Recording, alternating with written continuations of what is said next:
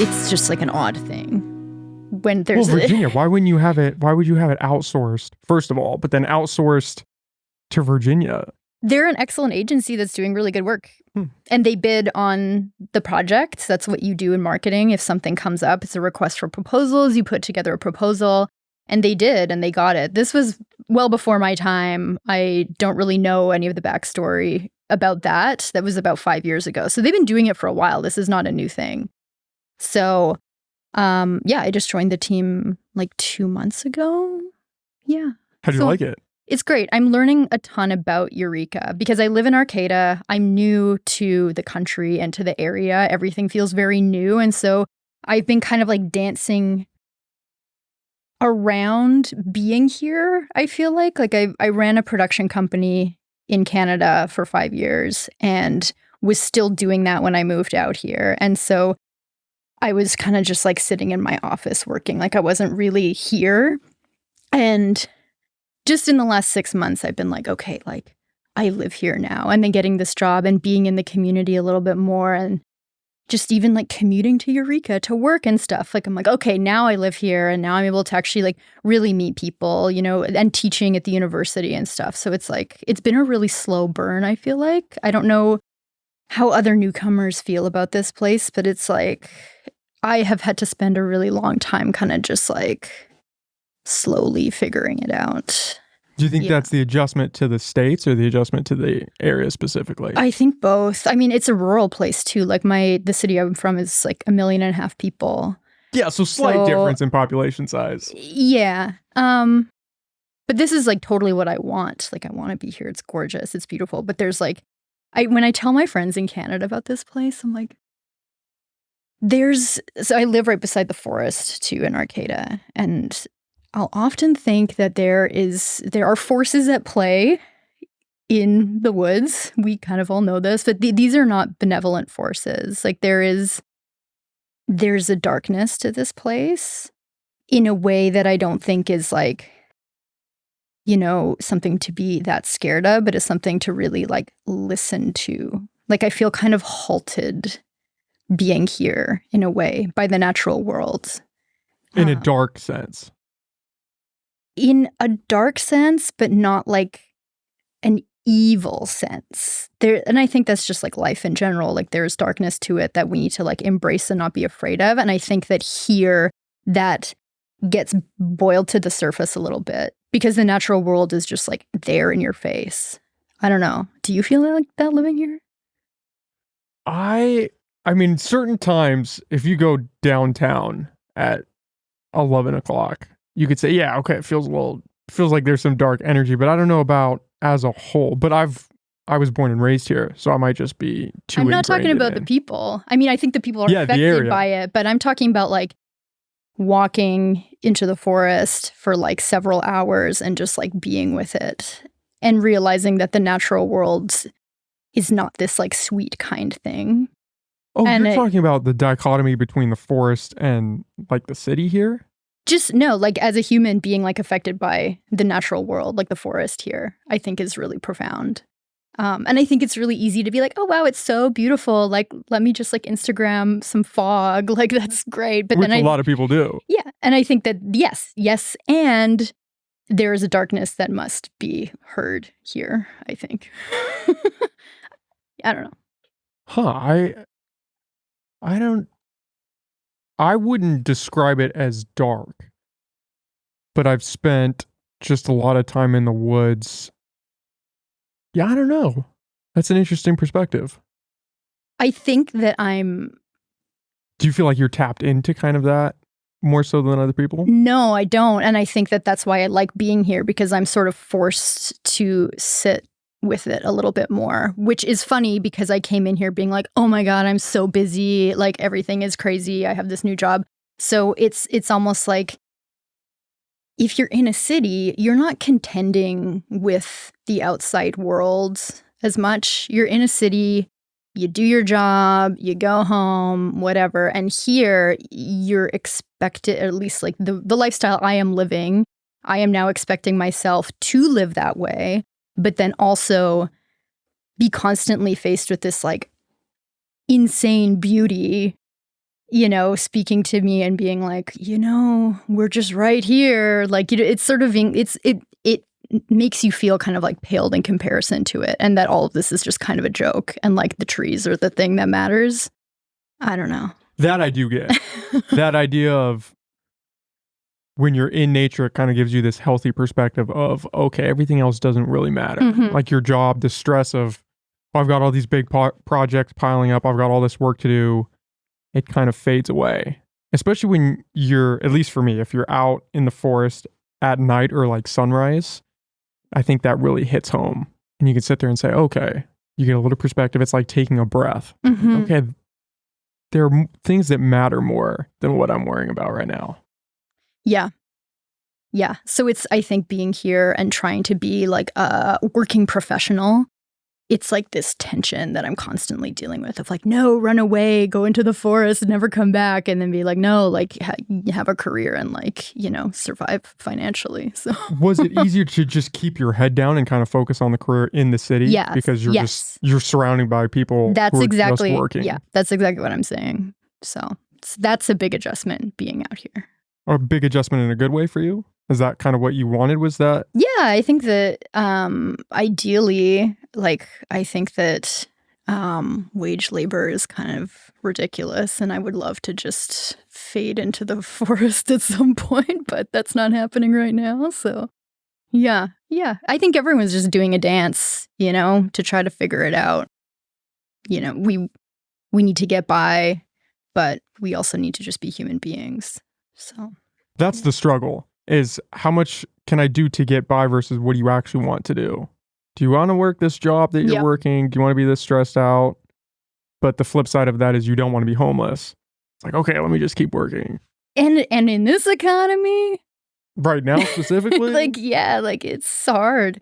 I think that, and, folks like 40 and under, it's like you kind of just have to grind at the moment. And again, it just feels kind of like ridiculous in a place like this to have to push so hard. But I do also believe that things ebb and flow. Like I was in like the most chill place I've ever been in really in my life, like over the summer. And then I've just started like working on more projects and gotten busier. So I'm waiting for the thing to mellow out ebb. Again. Yes.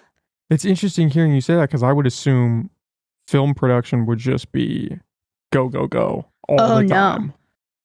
No, so if we want to get into the film side of my life, I have a lot of thoughts and feelings about the industry, and it kind of does branch off to what I'd just been talking about. I think that there's definite like pauses and then ramping up. So of course you've got your like development and your pre-production, and then you've got your shooting, and then you've got kind of like a lull, and then you go into post-production, and then it's like a lot of these like peaks and valleys. And those can last for like over 2 years at least, sometimes with a feature film. And so you really have to be okay with things like slowing down almost to a halt sometimes. Like say you're waiting on a loan, say you're like applying for a grant and you're just like not sure if you're going to get it or not. You're waiting to hear back from talent, and there's like 5 people between you and that talent that have to come into play for you to actually get an answer for something. Like you really have to learn how to like go and then hold and wait and then go again. So it's a very like this industry is like very kind of like manic in that way. And as a producer that has been working now, not for that long. I mean, I only got into film after completing a master's degree, and I was well into my 30s. Even just taking it seriously and working in that industry just for like 5 or 6 years, I see so many issues with it from kind of like a, well-being perspective. And I really feel for people that do go all the way with it, like I'm going to LA, like this is it, like very kind of like that staunch industry approach to filmmaking, because it will tear you to pieces physically and mentally. And I'm at a point in my career where I could do that or I could pull back. And I'm at a point where I'm pulling back. not to say I'm not making films anymore, but I really am conscious of the fact that there's like just so many problems with this industry. Yeah. Yeah. The problems being that ebb and flow, or is it something?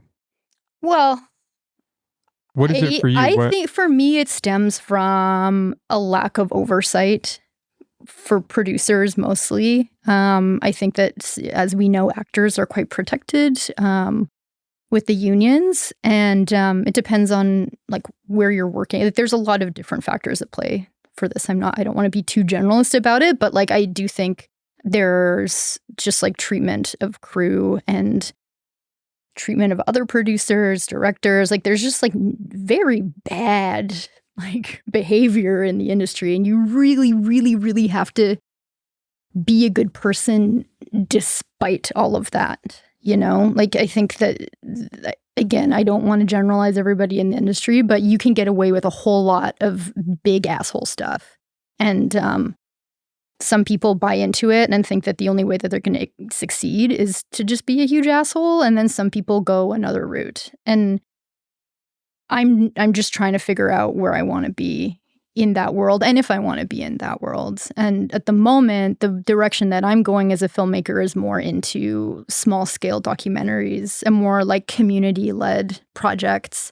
And being new to Humboldt is an opportunity for me to really kind of like sit and take things in here, really like stop and listen and get a sort of temperature check on this place, and sort of wait for stories to come to me and wait for people to come to me that like have interesting things to share and want to work and collaborate.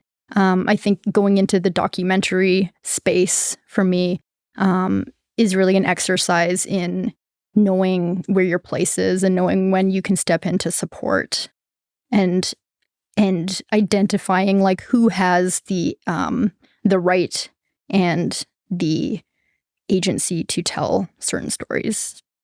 That makes sense. So for you, it almost seems like there's this air of a toxic workplace that kind of was upsetting, which that's what you hear about a lot, especially with Hollywood, is it's yeah, and I think the that best. There's a lot of like mismanagement of money and people that just, I think everyone's kind of running around like really freaked out because it's super stressful. And so then their way of coping with it is kind of just not being great. Not to mention, you know, working on larger scale, like especially like narrative fiction features. And I should be clear, I'm an independent filmmaker. Like I work with tiny budgets, but even the opportunities that I have to work with something like slightly higher, like closer to $1 million, it's like very intense and scary being responsible for a lot of money. So like me as an independent having that kind of like understanding, I can't imagine, you know, people being responsible for like, you know, dozens of millions on things. Like I get it, like why it's so tough. But I think I'm just like not interested in the chaos at the moment. Was that part of the decision to come down here? Was you had kind of reached this point where you felt like you needed to make a decision where you wanted to go? No, coming down here was like a totally random thing for me. So I met my husband, who is also from Canada, and he was in town for the summer up in Calgary. This is where I'm from. And we met and we were long distance because he came back down here. He teaches at Cal Poly Humboldt in the art department. And I kind of thought, okay, whatever, nothing's gonna, like, this is long distance. It'll probably just like fizzle out. But then we ended up like coming back and forth and visiting each other. And then COVID hit. And then it was sort of like, okay, maybe I'll just come for like a while. And then I moved here. And then we got married because I needed to get a green card in order to stay. So it all moved like very quickly. And I came in just being like, oh, California. There's palm tree. I went on like Google Street View to like the plaza in Arcata, and I was like, there's palm trees there. It's probably like hot and nice, like whatever, it'll be great. And I show up and it was like, okay, this isn't SoCal. And my friends, they're like, oh, so you moved to LA. Like they really, in Canada, we don't realize how big California is. And so it's like, oh yeah, you moved to LA to like, people think I moved to LA to work in the film industry. And it's like, no. Like, I'm a few hours north. Yeah, like, thank you for your interest. But no, like people coming to me wanting to collaborate on things in Canada because they think I'm like, big time now. Yeah, it's like, no. You're like, lower actually your expectations a little bit. But again, I think that because we are working in this place that's outside of all of that chatter in Hollywood, there's so much potential here in Humboldt for filmmakers. And I think, like, yes, of course, there's boundaries, you know, access to gear, access to crews. But we have so much opportunity to tell stories that are so unique to this place. And I think there's just like a whole lot that can be done. And I'm curious too, because when we spoke before, you said you had an interest in filmmaking, and I know you've interviewed a couple other filmmakers recently. Like, is this something that's kind of like percolating for you to be getting into, or what's Yeah. I don't know to what extent. I've always been interested in the acting side, but lately, or not even lately, for a while, I've also been interested in almost writing something, but I'm so focused on this now. That's almost a back burner idea, but it's something I keep kicking around. I had Justin, I'm drawing a blank on his last name, but he is a videographer and director here locally, and he has produced some pretty insane work. You guys, I don't know if he would reach out or not, but you guys might do something. There's definitely a ton of creative people in that field up here. Mm-hmm. It's just, we're almost landlocked in that way where there's not a whole lot of movement. As opposed to if you were down in LA, you could be doing something every week. Well, it depends. It completely, like, and I think it's very easy to talk about the film industry as like the industry, you know, and it is so complex. And I think if you're interested in being like a crew member, yeah, Humboldt is tough. If you're interested in starting something yourself and knowing that we don't just exist in a little bubble here, and knowing that, like, yeah, you have to reach out to other producers to like collaborate with you and maybe elevate your work that are outside of the area, or really do deep research into like the funding available. And this is something as a Canadian, I'm always like, where's all the grant money? Because like we get all the grant money there. But there is, like, the more that I dig here, the more I'm like, okay, there's like these foundations, there's these funds, like it's just not as like government focused as it is up there.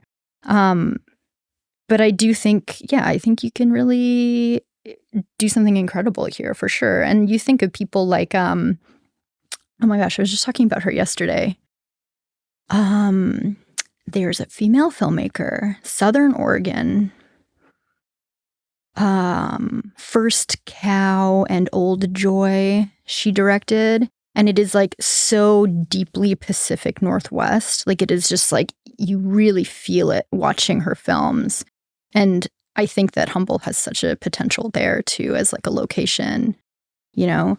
But this idea that like to be a filmmaker, you got to get your crew of like 30 people plus, you got to have the best this, the best that this whole like, that very like mainstream idea of filmmaking, I think is like completely prohibitive to so many people that have talent. And it's something that people just get so freaked out by that they don't do it.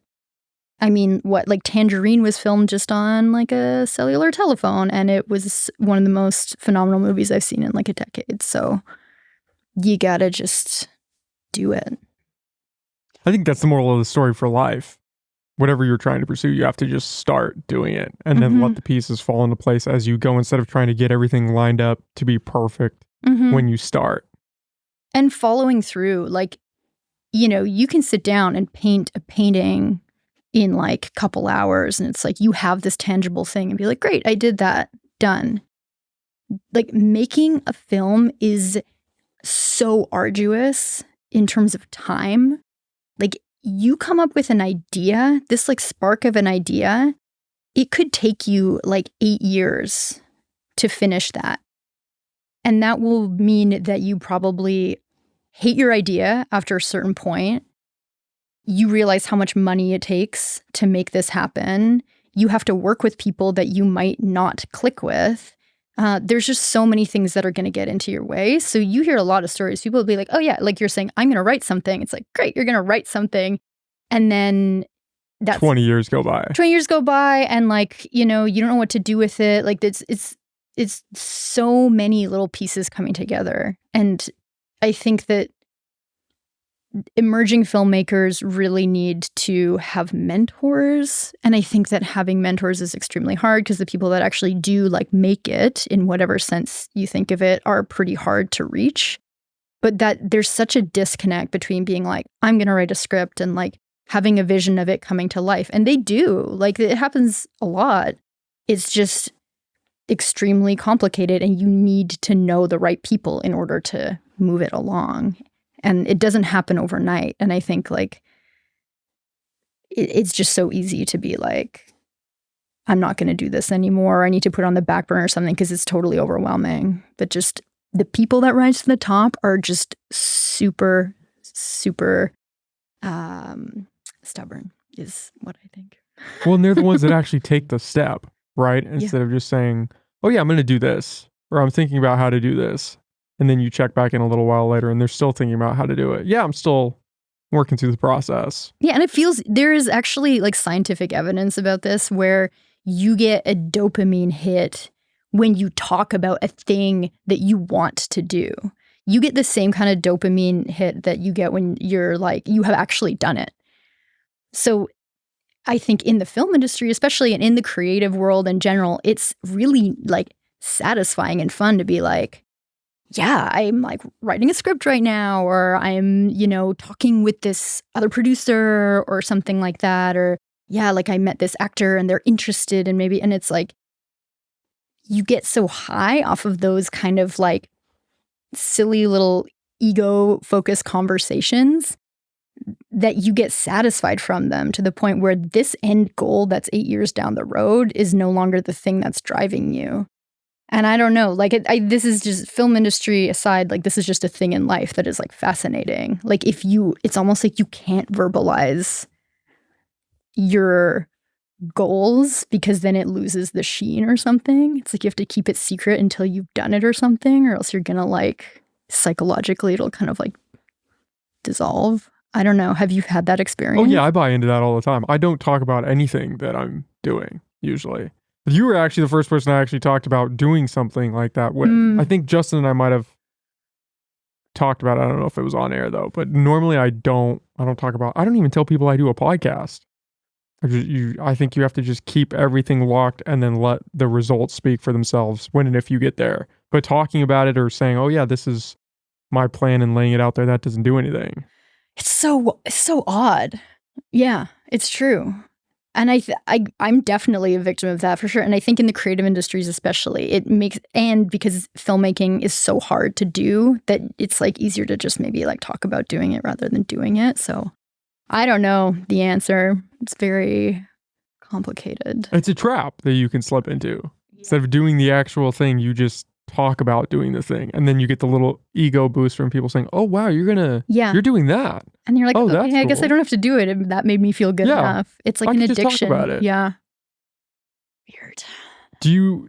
Have you come across a lot of that working in this producer role where people come to you and say, hey, I've got this thing. And then you're like, great, let's maybe talk about it. And then nothing comes from that because they haven't followed through.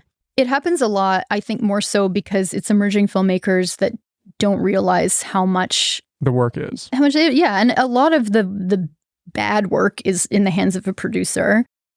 It's not the fun job. Like you're the one that finds the money. You're the one that hires everybody. You're the one that organizes everything. You're the one responsible if shit totally hits the fan. And so as a producer and having someone come to me that I feel might not be like completely clear on their direction with things, either they're like a writer or director and they like, I need to be so sure that they're serious. Yeah, because I'm not going to put years of my life into something that maybe the people that I'm working with are not 100% on. Like it's crazy how close you get with people that you're working with as a producer. Like the producer, director relationship with the crew that comes on for a short period of time as you're working through things. It's like nothing I've experienced before. And I think that's what keeps me wanting to work in this industry. As much as I shit on it, the beauty of coming together with people in such a like raw, intense way. Like you can go from getting like the best shot you've ever seen in your life to like 1,000 things falling through for like the next day's shoot in like a 10-minute span of time. And it's almost that, what do they call it in the army when you're like trauma bonding? There's beautiful trauma bond that happens in the film industry that I really still can't get enough of. And I haven't found that in any other industry. Yeah. You're almost going from one addictive state to the next, right? You're just living in this heightened state of emotion. Pretty bananas. And I actually have noticed that there are a lot of people with addiction like pasts that get into this industry, especially people that work in crew because they're working really intense, long, like late hours. And there's just like a certain breed of person that's able to do it. I can't do it. That's why I'm a producer. Like I can pop on to set and be like, great, I'm going to bed now. Like I don't really have to like be there like start to finish all the time. But like gaffers and stuff, like it's bananas what they're capable of and how hard they have to work. Yeah. So how would you describe the overall role of a producer? You're getting the money, you're interacting with the director and the crew. You're kind of just steering the outer portion of the ship while the director kind of controls what's going on camera? Yeah, I like to think of it as a producer is the person that is able to bring the director's vision to life. I also feel that it depends on who you are. Like I feel like I have a really creative bend to the work that I do, and I'm not just sort of like a client-based producer. I'm not going to be like, okay, I'll make this and like see you later. I will be like, this shot is awful, like you need to cut it. Like I'm pretty heavy-handed with that, and most good producers do that. Like there's also, if you go back, this doesn't happen so much anymore, but other like classic films, you'll hear of like a producer's cut on some things. So I think that the role of the producer can kind of ebb and flow depending on the relationship that you have with the director. But yeah, in a kind of a more traditional sense, it's like you get the money, you organize the people, you kind of are the hands for the brain of the director as well. So they're like, I need this exact kind of person for this thing. And you're like, okay, I'm going to work with the casting director to get that person for you. Like you're just getting every single duck in a row for them. And you want them to walk on set, like when they're shooting, and everything is just like perfectly ready for them to like walk on and do their job. That is the goal. And this is obviously for like narrative stuff, which requires like a bigger crew. That's not something that I'm interested in doing so much anymore. And I think that that's probably also why I'm like moving more towards producing documentaries, is because I think the producer has a very different role in the documentary sphere. You'll see kind of like when if you're watching a doc, and then it'll be like the person interviewing will say something, you see, and then it's like producer. And you're like, oh, okay. Like the producer is a lot of the time the one interviewing people, which I think folks are kind of surprised by. Like the director kind of takes like a bit of a equal role to the producer in terms of the creative in documentary. This is at least in my experience. And I think I kind of like that. I think I'm someone that is kind of like a repressed creative. Like I've always taken on roles where I'm like supporting creative people, because then they can take the hit if it like sucks or something. But then I'm like scheming behind the scenes to be like, do it like this, do it like this. It's like I don't know what that is. Repressed creative is an interesting way to phrase it. I don't know. It's almost like a spineless thing to do in a way, because I'm like, if it sucks, then like I don't have to take the hit. But if it's really good, I'll be like, oh yeah, like I did that. Yeah, like it's kind of shitty. But does that stem from you not wanting to be on camera? Or is it you like the control of kind of shaping it behind the scenes? I really love the behind the scenes. Like, I am the faculty advisor for the Humboldt International Film Festival. That's my role at Cal Poly. And it's a student-run film festival. It's the longest-running student-run film festival in the world. And it is a wonderful, beautiful thing. And I feel so lucky to be part of it. And as the faculty advisor, it's kind of what you'd expect. Like, I see my students, like, you know, getting stuff together, and I'll just be like, what about this? What about this? And like, luckily they listen to me. And so I can like help to shape it in very like hands-off ways. And it's so satisfying sitting in the theater when the festival is happening and having my student co-directors go in front of all these people and like, you know, announce it and talk about it and stuff. And I'm just, nobody knows who I am really even still. So I'm just like hiding in the corner being like, yes. Like, I really get a kick out of it. Yeah. And I think that's just probably insecurity, like not wanting to be the center of attention, but wanting to like really be a part of something. So that's probably a healthier way to go about it, though, than the person who is self-obsessed in some way and needs to fill that void by being the center of attention. Could be. I feel like it's a, like, safety blanket thing that I do. I'm not quite sure where that comes from, but I enjoy it. Are you a pretty outgoing person in your day-to-day life? Yeah, I think so. I mean, you're doing a podcast with a stranger you just met 10 minutes ago, so... Yeah, I'm a Gemini, though, so it's like I don't know what that means. People always say, oh, I'm XYZ, and I'm like, okay, I guess. So Gemini, it's like the two things. So I can like, yeah, walk in a room and like be super outgoing, and then like 20 minutes later be like, I need out right now, and I don't want to talk to a single other person. Like, it's very kind of like flip-floppy is the thing. Do you know what yours is? Yeah, I'm a Scorpio. Oh, shit. But that sounds like me. I could slip into that sometimes, where you can go, it's almost like a switch that gets flipped off, where you're super Well, because outgoing. you're a Scorpio and you're like... Oh, is that fall into the same You're thing? like kind of manipulative. So you're like, okay, maybe I should like spin this way in order to like get this reaction, or maybe I should spin it this way. Like, and yes, of course, it's a totally human thing to be like bopping back and forth. But what day is your birthday? It's The coming 7th. up. Yeah, of November. I don't know. My partner is a Scorpio also. I can't say a bad thing about Scorpios, but like complexities abound. Yes. Yeah, the whole astrology thing I think is a little over my head still. That's a realm I have yet to really dive into. I like to think of it as, actually an astrologer told me this once because I used to get readings all the time. He actually told me that I should move to California, my astrologer, based on my chart. But he said you have to think of it like a weather forecast. So like if it's raining outside, I'm not going to like leave the house without an umbrella. Like you just have to look at the weather to know, right? Like, or if the weather forecast says it's going to rain, is what I mean. Same thing with astrology. If it's like, okay, it's Mercury is in retrograde, there's like a full moon, and you're about to like sign like divorce papers or something, like just don't. Just wait until Mercury's out of retrograde. Like, this is common sense. Like, look at the weather. That's how I see astrology. So it's not that woo-woo. Like, really, think about the moon. Think about the tides down the street. Does the moon not dictate those guys? So I think the moon's powerful enough to do a bunch of stuff.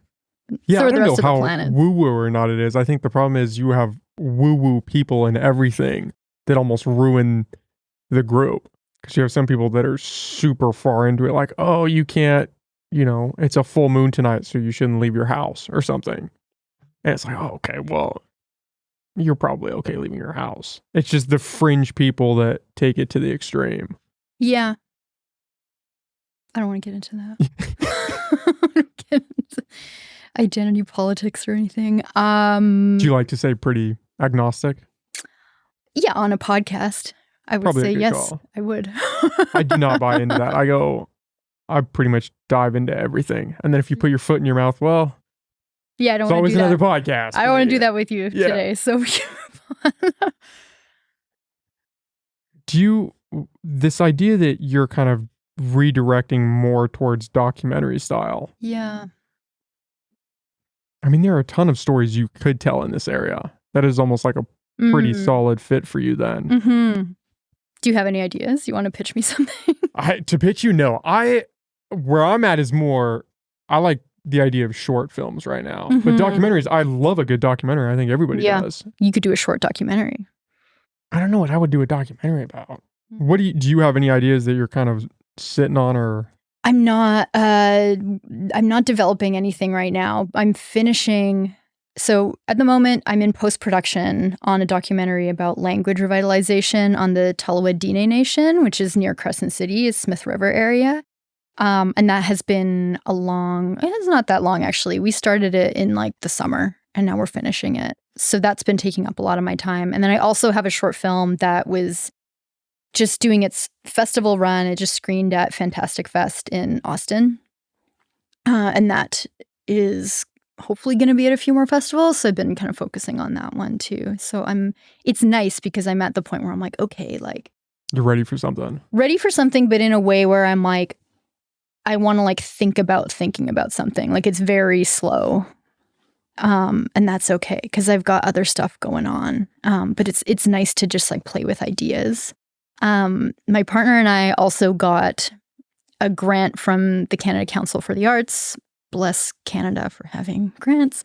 To develop a documentary about plant communication. So how plants communicate with each other. And through many lenses, and we talked to a ton of people, like from scientists to like traditional knowledge keepers, about this like general topic. But we've sort of taken that and put it on the back burner, and that's okay. I think that ideas need to sort of percolate and sit and develop or not.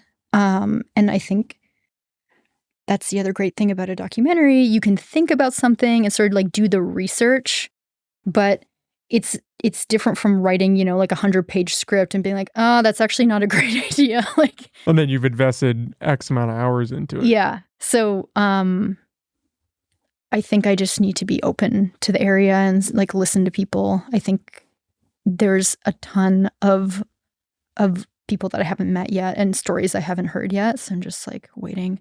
I did hear though, and I don't know the details about this. He lives around here in Myrtletown. There's a guy that has like many dozens of guinea pigs. I've not heard about this. Yes, I don't know the details, but I'm kind of like interested in learning more about it. Does he breed them or he just has I don't know. A little army? I don't know. This is a mystery. So like if anyone out there has a guinea pig lead, like I'm interested.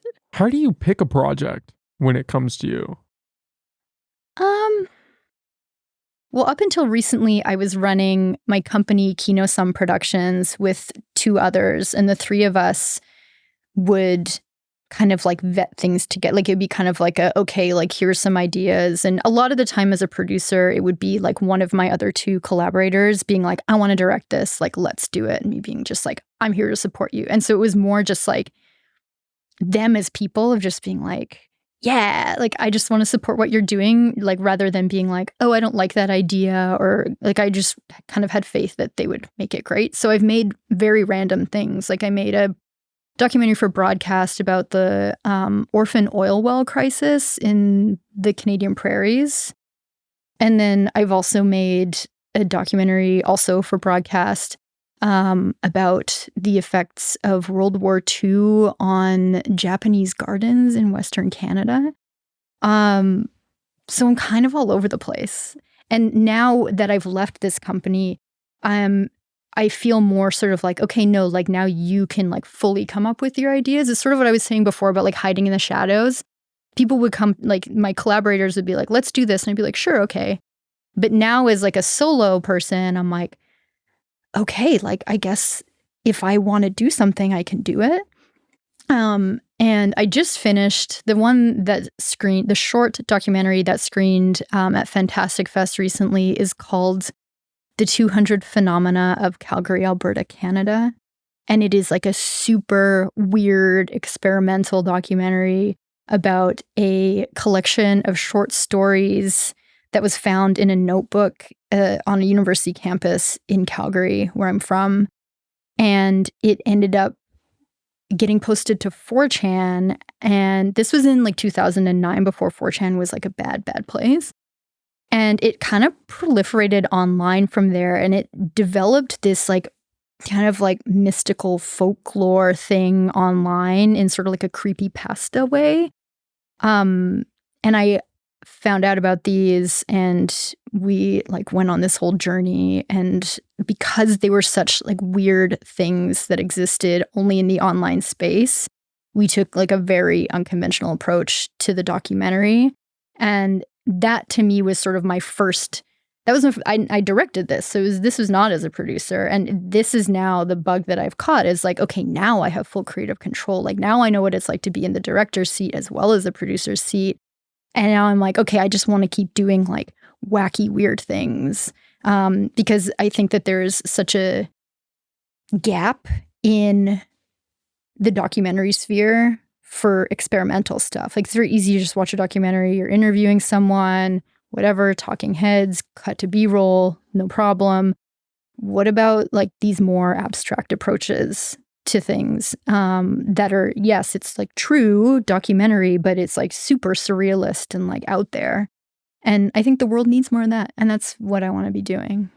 So even if it is like, I mean, the guinea pig thing, it wouldn't be the guinea pig thing with just like me talking to the guy with guinea pigs. Like it'd be like something very kind of like abstract and conceptual. Less straightforward than that talking head B-roll kind of path. That's what that's what really gets me going right now. Yeah, there's definitely an opening in that market, right?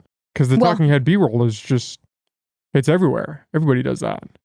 Yeah, and I think people expect that. You know, I don't think that any of the work that I will ever make will be on something like Netflix, and that's not what I want. So, but you do have one out on Prime Video.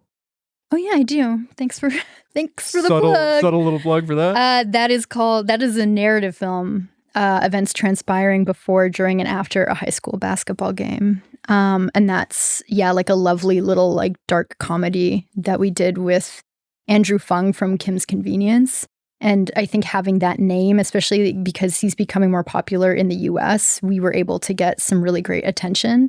And Andrew is local to Calgary, and he's like friends of friends, and was just so stoked to be part of the project that I think we really lucked out having that like extra leverage for us. But yeah, you never know what people are going to take. And that came with having a distributor come on and kind of manage that from there. If you don't have a distributor come on for your indie film, you will never get your film even on Amazon. Like it's all just kind of awful. Yeah. Do you take that into account when you're looking at a project? Is the scope of how big it could get? Yeah, and it's funny because I think that I'm in a place right now where I don't want to do something big. Like I don't have the mental capacity to take that on.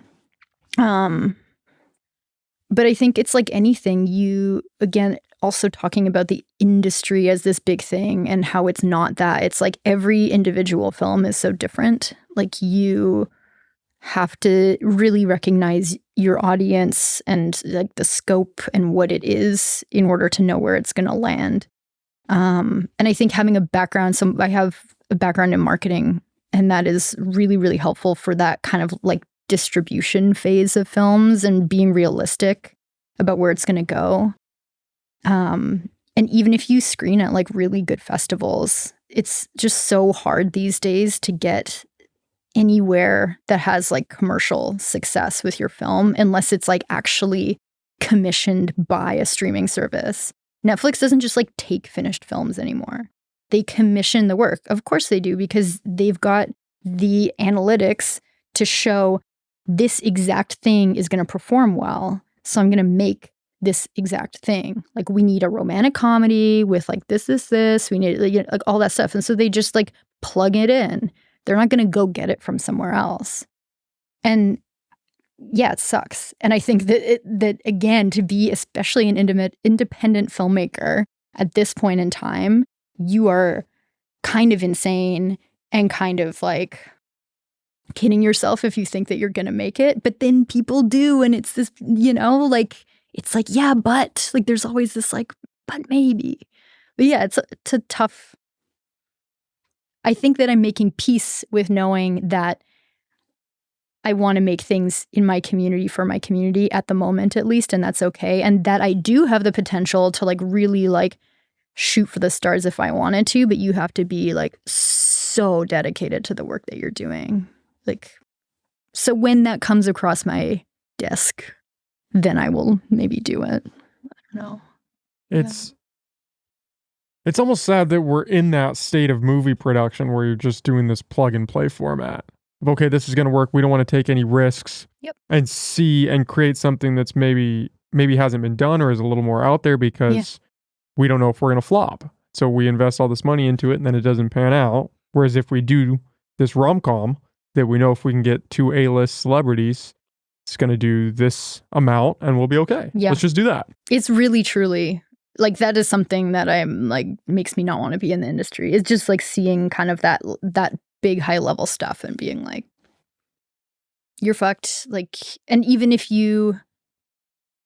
I have this feeling, and I don't know these people that work on these like really big shows, that they kind of know that they're doing it for the algorithm, you know, like they're doing it because this is what's going to perform well. Like, yeah, they're making millions, so I'm sure they're fine. But like, I just wonder as artists if they're just like, what am I doing? I would rather be making like a thing in my basement that I deeply care about. I don't know. I'd like to think you can have money and the like creative passion, but it just, I don't know. I haven't met anyone that does both. The question is whether or not they have that when they start out and it just gets beaten out of you through going in that process, or you just, that's how you develop, is you have to develop into that to fit the mold to actually get into those positions. I think it has a lot to do with integrity as people. Like any job that we take on, you have to really think about what it means and deeply care. Like if you don't deeply care about something, you shouldn't do it. But easier said than done, especially when there's a ton of money attached to something. Like you can't tell me tomorrow if someone was like, hey, let's like, hi at Spotify, like, let's do this podcast, like I'll pay you this much, right? Like, but here's all of this, like, you know, red tape or like small print with things, like you'd probably still do it. I wouldn't, but that's because I'm a little dumb. But I wouldn't hold it against people that do. And I think the only reason I wouldn't is because I've gone too far with this now, that to hand over any semblance of control or have any semblance of censorship. If someone was like, here's many millions, I don't know. You'd be shocked at what people do. If I was living in a basement and, you know, couldn't afford to eat that night, yeah, I would sign on the dotted line, but I'm not there yet. And so in this position, I mean, it's hard to say what you would do when you're not actually in that position, but I couldn't do it because there's too much. I have complete control with this. I could say whatever right now. You could say whatever and it's still going out. It's just. And I think it's good that you're seeing that now, because I think it takes that going away for people to realize how much they cared about that, you know? And again, maybe it isn't so wrapped up in money as I think it is, but it definitely is to some extent. Yeah. I mean, money is a strong motivator. You could say if somebody offered you X amount of money to be in this film, but they take over your socials, they take over everything, then I would struggle with, because then you're still giving up this freedom, but you're also getting something that you want out of it. I don't know. That world is so interesting because you lose so much, but you gain a lot in the process. So yeah, especially if you're fitting this specific mold of movie making, you're not maybe making what you would actually want to make and taking the risks and trying to create something that is up to your vision, but you're also making movies that a lot of people are going to watch. They're probably going to enjoy. I would imagine that's gratifying, and you're making a lot of money doing it. But are you losing a piece of your soul in that process is the question.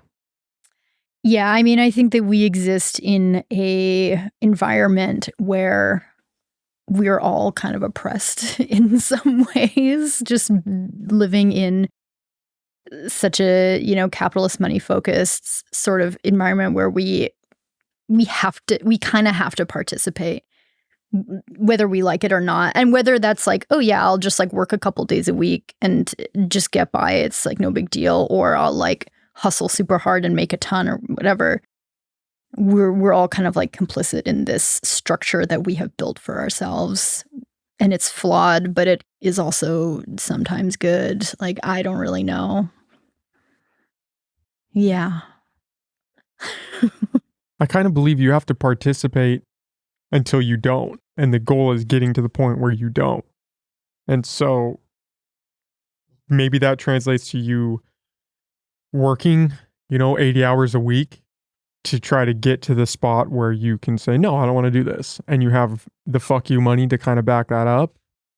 But do you want to work 80 hours a week? Is that something you want to sacrifice to get to that spot? And most people don't get to that spot. That's the crazy part, is you could try to do everything right and still have some form of cancer that just bleeds you bankrupt, and then you're screwed. Yeah. And you have cancer. Yes. Yeah. USA, baby. I don't know. Yeah. I love the healthcare system. Yeah. Like, I don't know. That's kind of the American way, is just like fucking go until you drop. And like, I don't think that my current work situation is particularly difficult, but I do see like people grind in this country more than at least where I'm from in Canada. And it's interesting. That's just like another, like I said at the beginning, it's like these little tiny differences. And it's like you're working like over 40 hours a week rather than like 35 or 30, like just small difference. You don't think it would even really make a difference, But it's just enough to be like, damn, like, yeah. What do you think that is?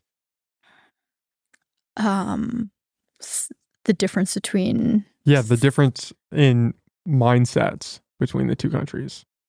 Think we're just a little crazier over here? No, it's politics. And it's socialism versus like... capitalism. Really. So, but Canada is flawed too. Like, there's all kinds of issues there. But I do see from like a labor perspective, there are differences that I'm like, oh, I didn't realize that. Like, and in a way, I'm like, damn, like, good job, America. Like, you're grinding, like, you're doing it. But I also see a lot of health issues here. And these are health issues that come from like chronic stress and overworking and lack of preventative care. So it's like, oh man, like, okay, there's a flip side to everything. And again, back to the film industry, it's like, that's like times 100. Like, I know people that have been hospitalized like several times just from overworking. Wow. Yeah. So.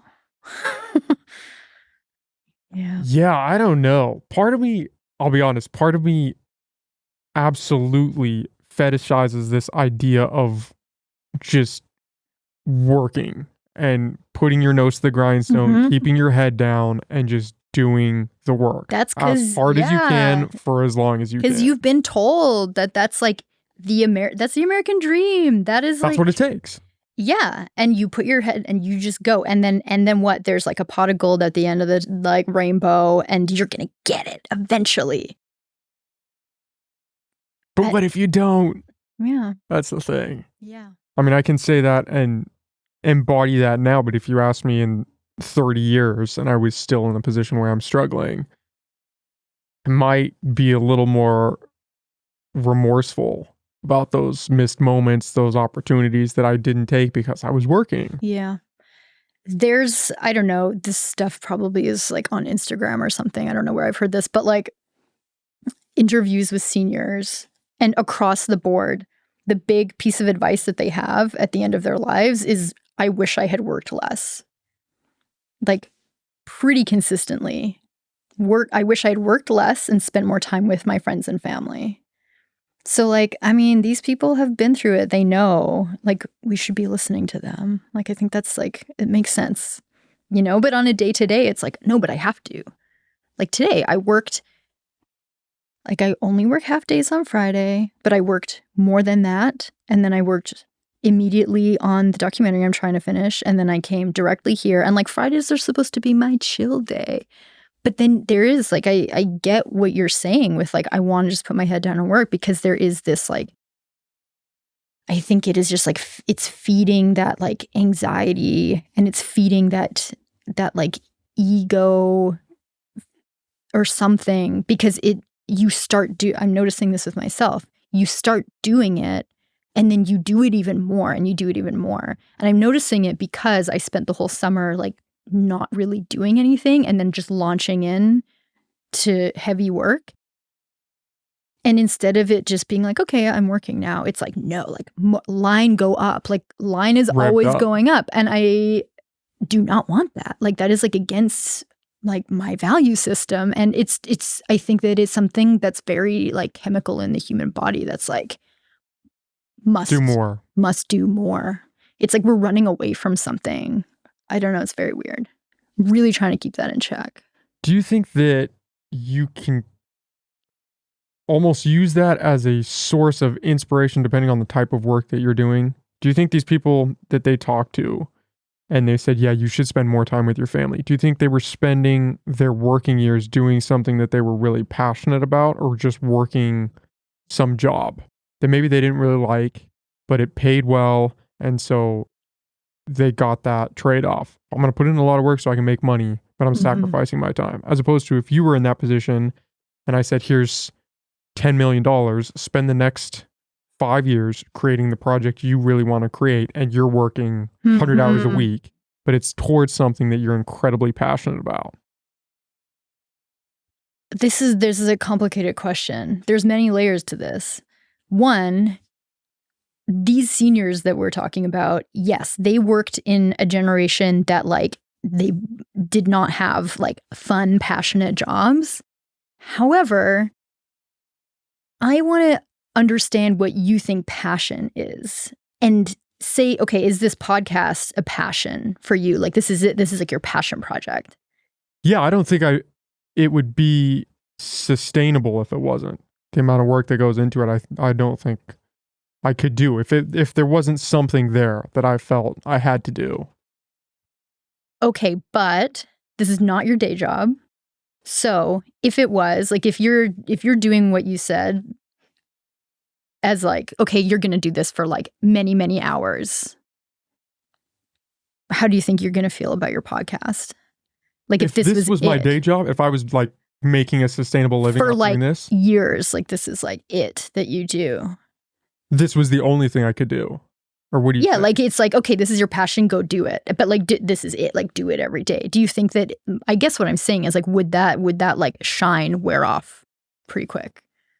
Or do you think that that's like, no, this is my passion, of course it wouldn't. This is like, I'm thinking I would do this even harder than I am, which is kind of upsetting me right now, because that means I'm going back to that. Oh, that means I have more work I should be doing. I should be doing more podcasts in a week. I should be editing more in my spare time. But I think I would ramp it up more if this proved, because I'm still in that awkward spot where you're very much teetering on the edge of, is this something, is it not something? But you almost have to separate yourself from that to just do the work. Because if you start thinking about it too long, you're going to think, well, why invest time and not get anything back? So you just keep your head down, and then you have momentary glimpses of, okay, where am I at now? Yeah. And then you go back in. But no, I think I would do more. I would do more. Which is telling me I need to do more. Well, it's funny. Like, would you at a certain point, like someone walking into the studio, sitting down, would you just be like, oh my God, like, I have to do this again? Like, no, because I would never let it be that kind of conversation. If it was a guest that I wasn't completely excited about talking to, I wouldn't do it. And that has been a recent lesson that I've learned. I've had to cancel some podcasts because I realized, oh, this is not, I don't want to do this one. This is not, I don't think it's not going to be enjoyable, or you get a weird vibe and it's just, okay, I don't want to do this, so I'm not going to do this because I don't want to ruin what it is. Yeah. I guess what I'm saying is, in my opinion, you might lose some of the shine. The shine, and that's, I think, how I'm feeling about working in film, to go back to it. It's, I want to like build up my passion again. It's like a slingshot for me. Like, I'm not a person that is like choose your one passion and do that forever. Like I've never ever felt that way. And I think that the one thing that really gets me going, like regardless of what it is that I'm doing, is just like bringing people together and building something as a team that we all care about. And so it takes some time to like step back and wait and have it come. And then that's sort of like the slingshot. And then you go and then you stop. I don't think that maybe this is a personality thing. Maybe other people are like this, but I can't imagine someone being like, oh, this like guitar is my passion. And like, if you were like, okay, you can do that forever, all the time, every day. Like that sounds like hell to me. Like I would not want to do that. But I think it's just a personality thing, maybe. I don't know. No hate to people that like do that. Well, there's definitely the aspect where your thing that is the source of so much love can become the source of hatred, where you just, especially in trying to monetize something, you can lose that. If it starts out as a passion or something you just do on the side because it just makes you happy, and then it turns into this thing that you've monetized and now you're doing it because you have to get the paycheck, it can kind of change what it means to you. Yeah. That definitely happens to people. Yeah. And I think passion is such a loaded word for me.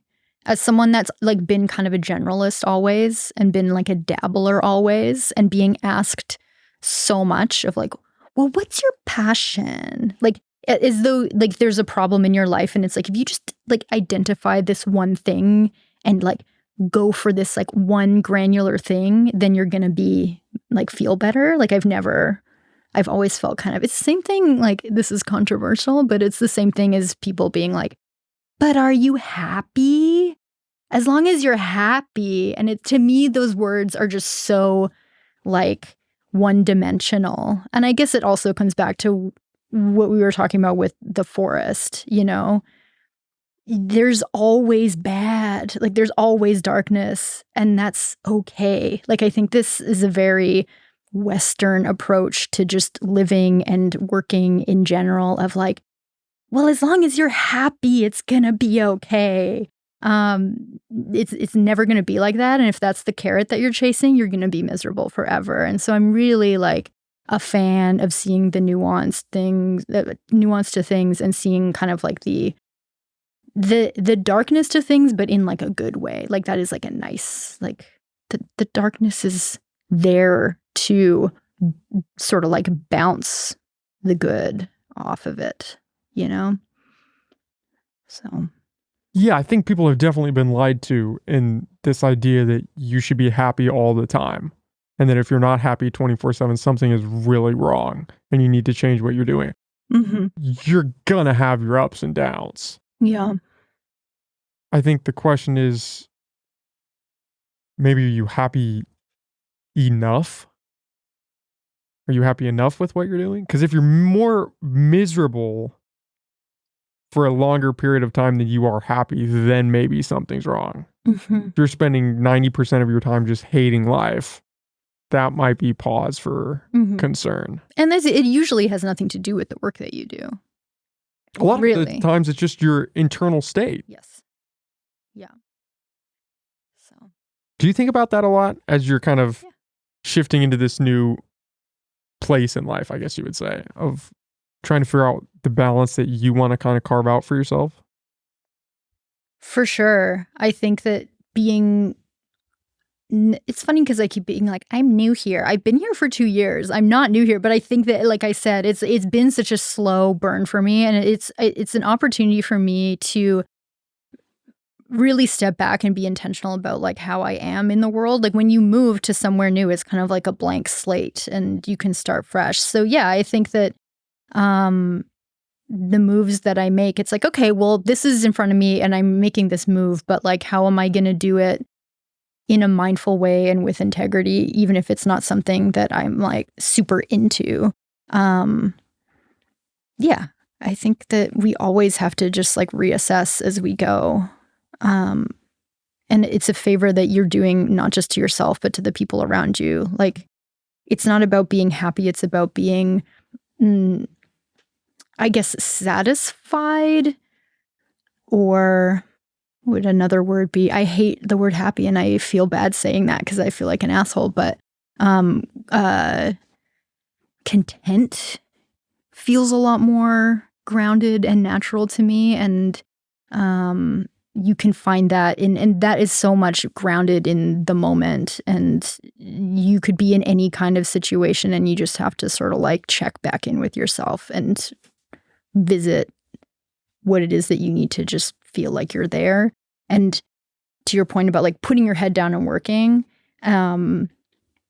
and also how the film industry is very much like that. I am constantly trying to fight against it, but I am also constantly aware of how conditioned I am to be like that. We're all conditioned to be like that. And I think it takes a lot of work to sort of like step back in your everyday grind that we're doing and just rethink your internal state. It doesn't mean you have to like go quit your job and live in the woods. It means you just need to like take a moment to reframe how you are internally. I don't know.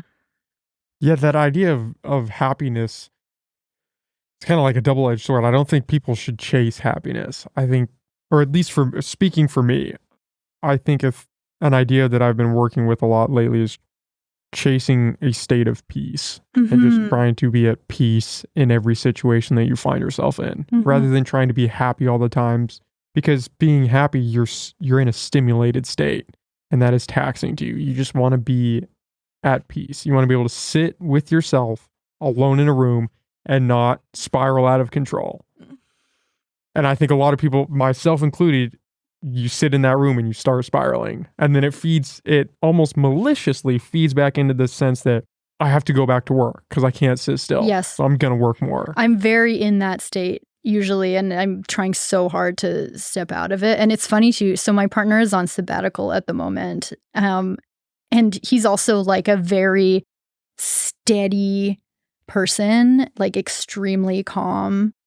And I am very up and down. And it's having that kind of energy in your life and that, you know, he's doing like just odd jobs around the house and just chilling. It's like, it's a wonderful opportunity for me to be like, okay, like I need to kind of like regulate myself a bit more to like meet this person where they are, because that's our natural state is just this like bananas thing. And you see someone that's like literally not working their day job anymore. And it's crazy how calm and like, I don't know, chill your life becomes. I'm like, we should just, I guess what I'm trying to say with this whole podcast is like, we should all not be working. Wage labor is bullshit. But yeah, I don't know. I don't know where I'm going with it. Do you think you would be where you are now if you didn't have that kind of demon inside of you pushing you to work that way, though? No, like I said, you can't exist in this little thing that are this human ant hive thing anthill has created. Like, well, you can exist. The question is, in what state you're going to exist. Are you going to be the homeless person or the person camping out in the woods?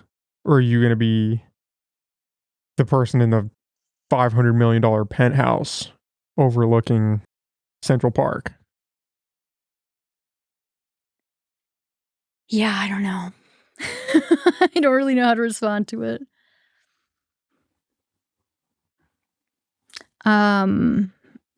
Again, it goes back to your internal state, because you could be miserable living in the woods, or you could be like super stoked about it. Like, I think that we are all like, oh my God, think of the world like it is at the moment. Like, everything is completely fucked right now. And so for us to be sitting here being like, I don't know, maybe I'll do this, or like, life is hard, and like, oh, what is it that we're doing? It is like, we are so lucky to be in the position that we're in. And it really is about reframing your consciousness rather than reframing your like physical surroundings, because all of us are like so privileged to be kind of in the place that we're in and be healthy. And yeah. It's hard to internalize that, though. Yeah, it's one easy thing to say it. Mm-hmm. Absolutely. It's easy to say and it is so hard to do. And I think that, again, it's just a case of like constantly reminding yourself. Like, it's kind of like if you have, like, say you have like bad posture or something and you like, your chiropractor is like, you gotta just stand this kind of way. You can't just like stand that kind of way and just do it. You have to remind yourself all the time for months and months and months. And then you kind of do fix it. And it's like, oh man, okay. It's just this like constant reminding. And I don't know. Part of me is like, we are who we are and we got to just like do our thing. But then part of me is like, the human brain can like train itself to do all kinds of amazing stuff that is like very good in the long run. Maybe like not so fun in the moment, but like, yeah, that is the journey that I'm on. We're all kind of on that journey of trying to figure that out. It's a good journey to be on. Yeah. It's far better than the alternative of just being miserable and accepting that is life. You just exist in this miserable state. Yeah. And this is all it's going to be. Yeah. Those are the people I can't stand. If you're unhappy and you just think this is how life is for me, I just am miserable all day, every day, and nothing's going to change. Yeah. It's fun to go there though sometimes. It's easy to go there. Yeah. It's definitely easy to slip into that woe is me mentality. And the world is crumbling around me. Yeah. But nobody's going to change that. Yeah, I think it takes, and then again, like I think that I'm someone that sort of like revels in the darkness, but I think it takes like dipping into that to come back out in a bigger way. So I'm very, I think, not steady in that regard. Like I like to go down and then up again, for better or worse. You like to stare into the abyss. Yeah, because then you're like, you see what's all the way down here, and then you can also see what's all the way up here. So it's about like having breadth as a human. Do you think that's just a creative person in general? Is you have that darkness kind of tucked away? Do you think that's just people in general? That's people. And again, I think it's a very like Western thing to stay within this small thresholds. And I think that as humans, we have like way more capacity than that. And we shouldn't be scared of it. Yeah. People that are afraid to go into that darkness, I think that's where a lot of problems come from.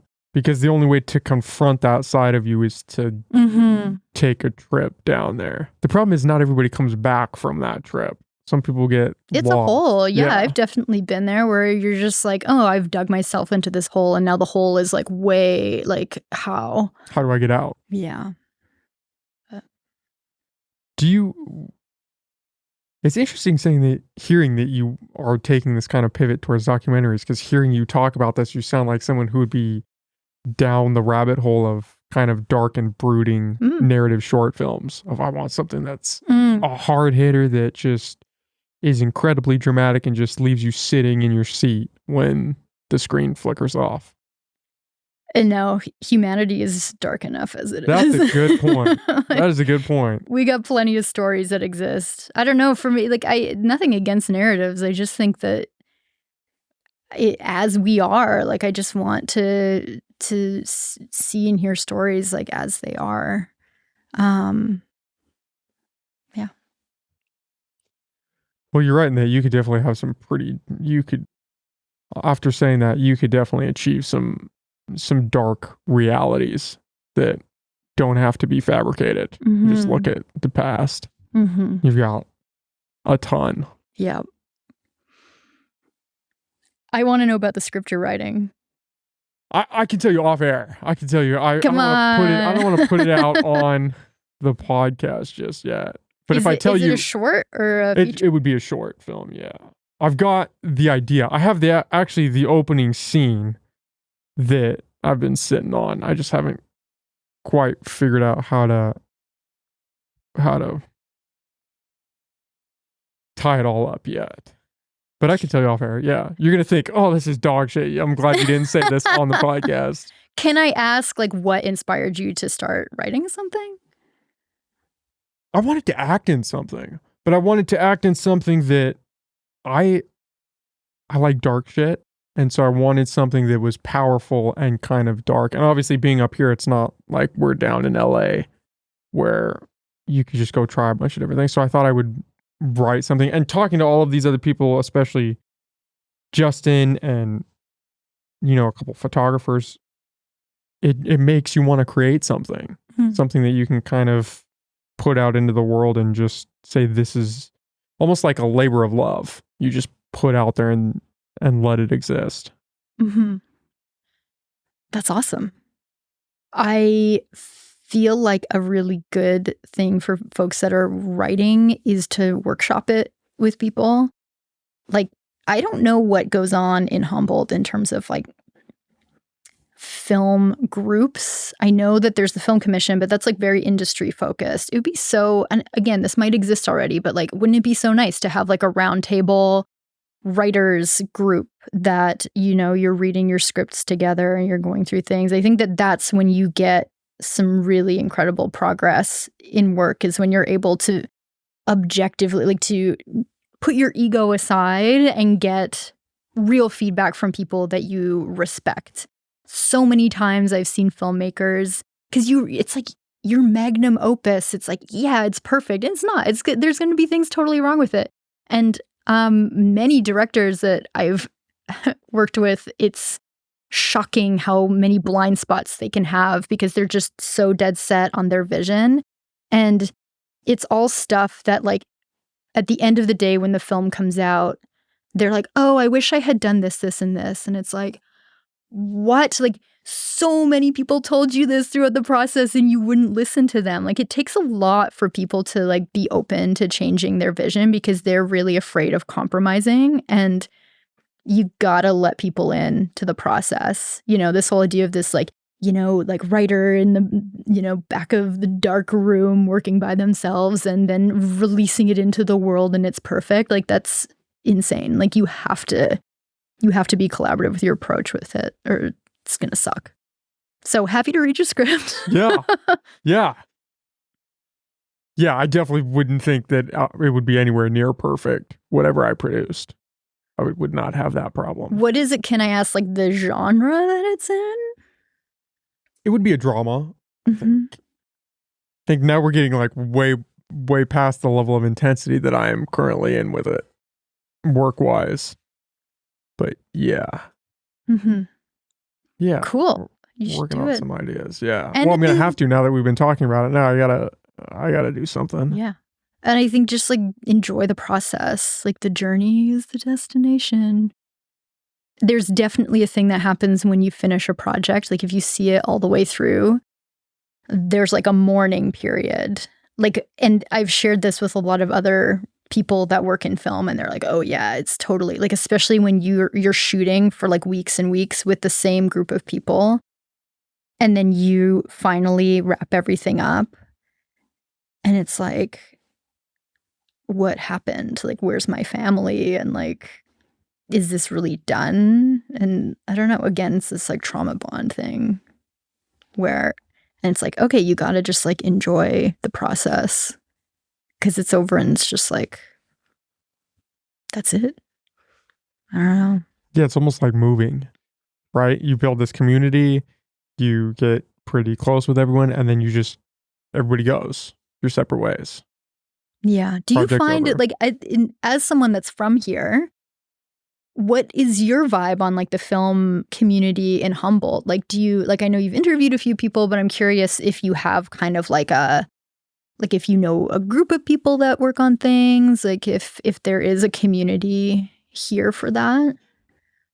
I don't know to what degree. I don't think there's a very big community. I know Justin has some guys that he is pretty close with that are also photographers, kind of videographers. I don't think there's any like close-knit group where everyone would go and like hash out ideas or work through scripts. I don't know that we have that.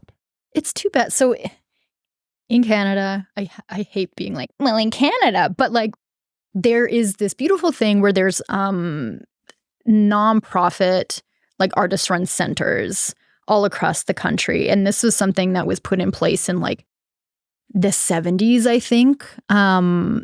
Whoever the prime minister was at the time, like implemented this big national like arts, like influx of arts funding, and it went to like building out these centers. And originally it had so much to do with like renting gear and having access to like the new technology. But now, as technology has sort of progressed so quickly and it's a lot more accessible, these centers have become so much more this hub for networking and coming together to share ideas. And I worked at one of them for 4 years as the communications and programming director. And that's where I kind of got my first footing into the film world. And it is just so, so, so important to have that kind of thing in any city, even something small like here, you know, like the Humboldt County Film Club or something, like just some, you know, we don't even need any like real money to get something like that started. Because you've got, you know, Cal Poly Humboldt has a growing film department and with amazing talent coming out of it. Like I'm shocked by some of the work that these students are making. And they come out of it and they're like, well, I want to stay in Humboldt. I love it here, but I don't feel like I can do anything as a filmmaker. And if we were all able to just like really come together in a way that was productive and, you know, just able to share our visions and also be able to share technological stuff. Like, hey, I have a camera you can borrow. Oh, you have sound gear. Great. Like, that is what's going to build the industry here, is just getting people together. And the more that I'm talking to folks, like even just in the past like 6 months, I'm like, oh, like even on your podcast, I'm like, oh, there's other people working in film that you're interviewing. Like, huh, okay. Like there are people here doing it. There's probably a ton. And it's just, you know, coming together to share ideas. It should never feel like it's about competition. This place is too small for that to be like, we need to be working together to build something up. So make it happen. You're like the guy talking to people. Well, I think that's more your area to start that kind of group.